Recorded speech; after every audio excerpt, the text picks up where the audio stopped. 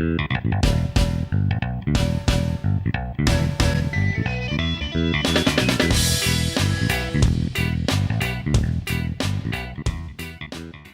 again everyone.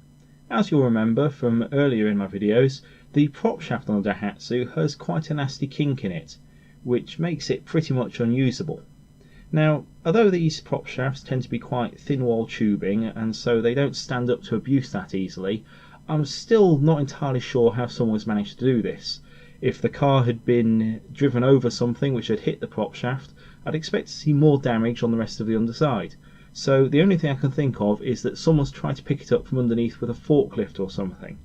But either way, I need to get it out and get it sorted.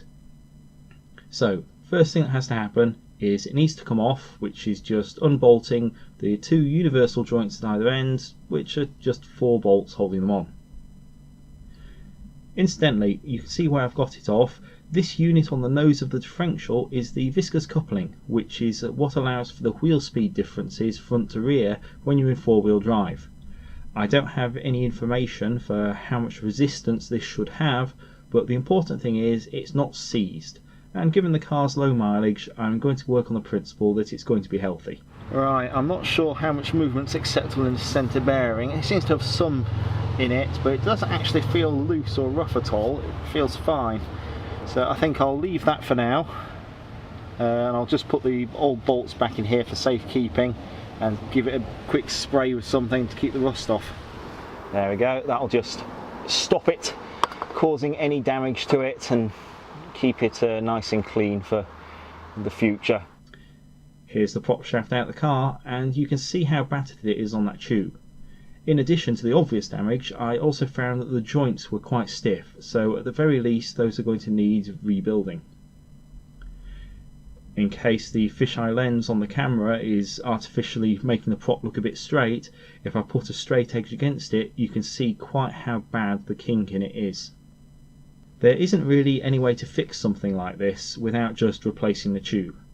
And the problem with that is, once it's been fixed, it needs to be balanced, which isn't something I'm set up to DIY. When you're doing motorway speeds, it's quite likely this thing will be turning at about 4,000 RPM.